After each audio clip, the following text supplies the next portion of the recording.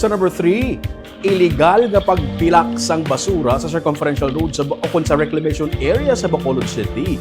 Nakuhaan sang video.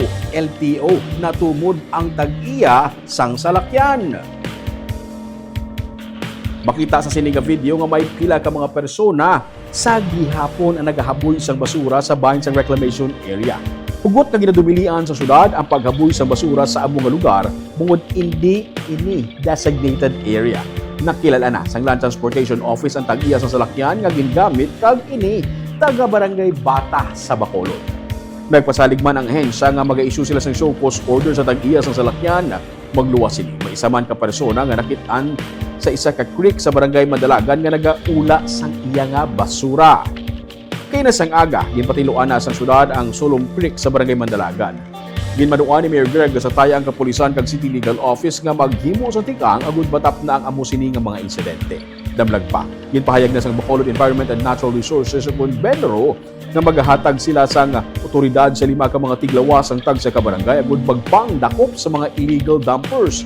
Base sa Republic Act 9003 ug Ecological Solid Waste Management Act of 2000, 1,000 tubtub 1,500 pesos ang multa kung pagkaprisong sang isa tubtub 15 kaadlaw ang penalidad sang madakpan nga illegal nga nagapilak sang basura. Already identified the registered owner of the truck, taga Barangay Bata. No? The plate number, the name of the owner is here. As per our discussion with the LTO this morning, they will issue a show cause order sa tag-iya sa Salakyan. Dari naman niya sa may area sang barangay in between Mandalagan and Villamonte sa kilid sang eskwelahan, nagpatigayon kay ina sang committee conference ang Benro, no, with Attorney Jack Dignadice, and then nag-advise ang Benro kung anong dapat nga paghimuon, no?